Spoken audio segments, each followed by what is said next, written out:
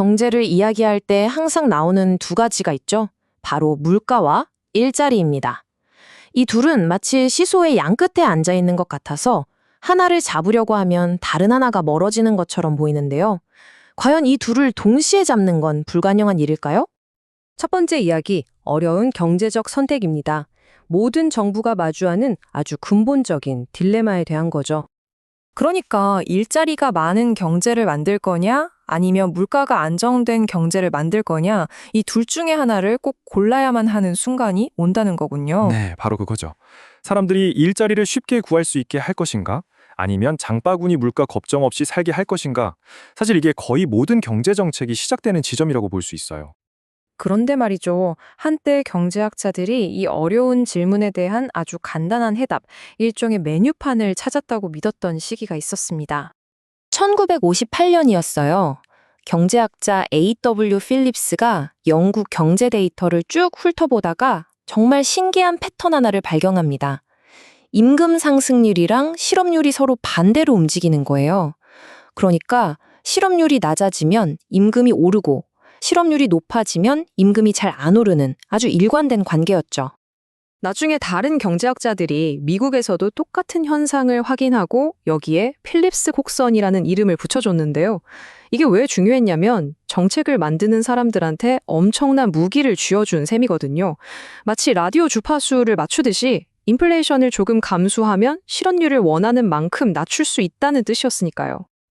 말 그대로 정책 메뉴판이 생긴 거죠.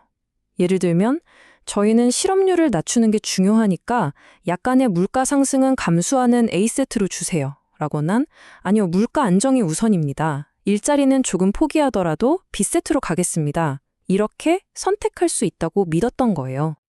와, 그리고 1960년대 데이터를 보면 이 메뉴판이 정말 마법처럼 딱딱 들어맞았네요. 네, 맞아요.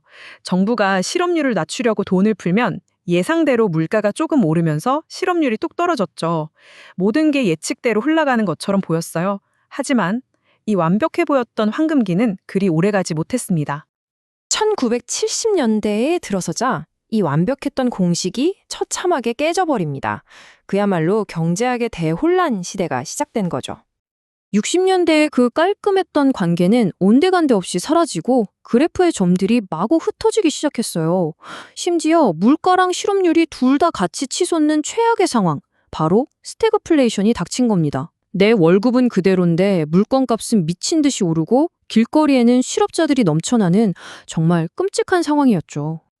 경제학자들이 허둥지둥 원인을 찾아 나섰고 마침내 범인을 찾아냈습니다.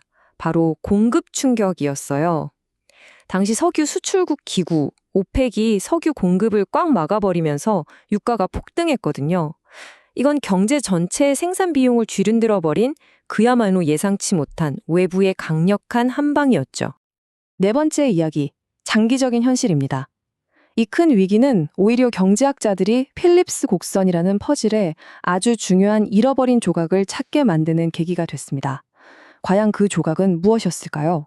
정말 놀랍게도 밀턴 프리드먼과 에드먼드 펠프스라는 두 경제학자는 이런 위기가 오기 전부터 이미 답을 알고 있었습니다. 그들의 주장은 이랬어요. 정부가 억지로 실업률을 낮추려고 해봤자 그건 아주 잠깐의 효과만 있을 뿐이다. 결국 장기적으로 실업률은 그 나라 경제가 가진 고유의 수준, 즉 자연 실업률로 돌아가게 되어 있다고요. 여기서 퍼즐의 마지막 조각이 등장합니다. 바로 사람들의 기대 심리예요. 자, 생각해 보세요. 정부가 계속 돈을 풀어서 물가가 계속 오를 거라고 모두가 기대하기 시작하면 어떻게 될까요? 당연히 노동자들은 물가 오르는 만큼 내 월급도 올려달라고 요구하겠죠. 그럼 기업은 인건비가 부담돼서 사람을 더 뽑지 못하고 결국 정부의 노력은 실업률을 못 낮추고 물가만 잔뜩 올려놓는 꼴이 되는 겁니다. 아하, 그러니까 정리하자면 단기적으로는 물가와 실업률의 상충 관계가 분명히 존재하는 게 맞지만 네, 하지만 장기적으로 보면 그 관계는 사라진다는 거죠. 결국 필립스 곡선은 언제든 고를 수 있는 고정된 메뉴판이 아니라 사람들의 기대 심리에 따라서 계속 위아래로 움직이는 관역과 같았던 거예요. 훨씬 맞추기 어려운 게임이었던 거죠. 자, 이 과정을 한번 머릿속으로 그려볼까요? 처음엔 경제가 안정적이에요. 그런데 정부가 경기를 띄워서 실업률을 낮춥니다. 단기적으로는 성공처럼 보이죠? 하지만 사람들은 곧 물가가 오르겠구나 하고 기대하게 되고 임금 인상을 요구합니다. 그럼 결국 어떻게 될까요? 실업률은 얼마 안 가 원래 수준으로 되돌아가고 우리에게 남는 건 더 높아진 물가뿐인 악순환에 빠지게 되는 겁니다.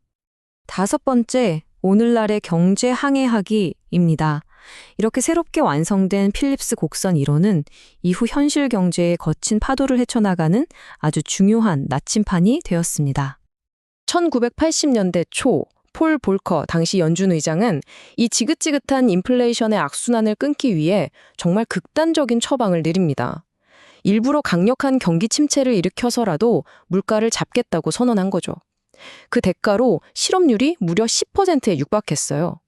이건 일할 의지가 있는 국민 10명 중 1명이 직장을 잃었다는 뜻입니다.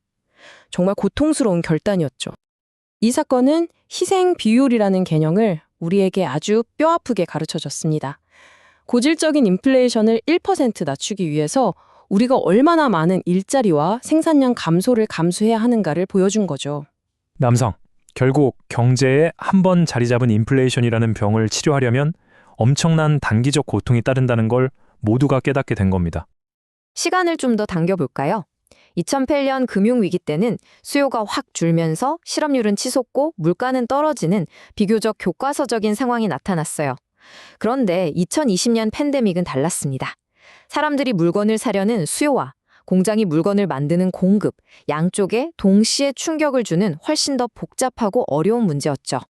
팬데믹 이후에 찾아온 기록적인 인플레이션을 두고 경제학자들 사이에서 아주 뜨거운 논쟁이 벌어졌습니다. 한쪽에서는 이렇게 주장했어요. 이건 코로나 때문에 생긴 공급망 문제 같은 일시적인 현상입니다. 시간이 지나면 저절로 괜찮아질 겁니다. 하지만 반대편에서는 고개를 저었죠. 천만에요. 이건 정부가 돈을 너무 많이 풀어서 생긴 문제입니다. 훨씬 오래 갈 수 있는 심각한 위험 신호입니다. 이 논쟁은 사실 지금 이 순간에도 여전히 계속되고 있습니다. 자, 그럼 오늘 이야기의 핵심을 정리해 보겠습니다. 결국 인플레이션과 실업률의 관계는 단순한 A냐 B냐의 선택 문제가 아니었습니다. 정부의 정책, 그리고 예상치 못한 외부 충격, 또 무엇보다 앞으로 경제가 어떻게 될까 하는 우리 모두의 기대 심리가 아주 복잡하게 얽혀서 만들어내는 한편의 거대한 춤과 같은 것이었죠. 이렇게 우리는 맨 처음 던졌던 질문으로 다시 돌아왔습니다. 하지만 이제 우리는 어떤 선택에 어떤 대가가 따르는지 훨씬 더 깊이 이해하게 됐죠. 자, 이 모든 것을 알게 된 여러분이 만약 정책 결정자라면 무엇을 가장 우선으로 생각하시겠습니까?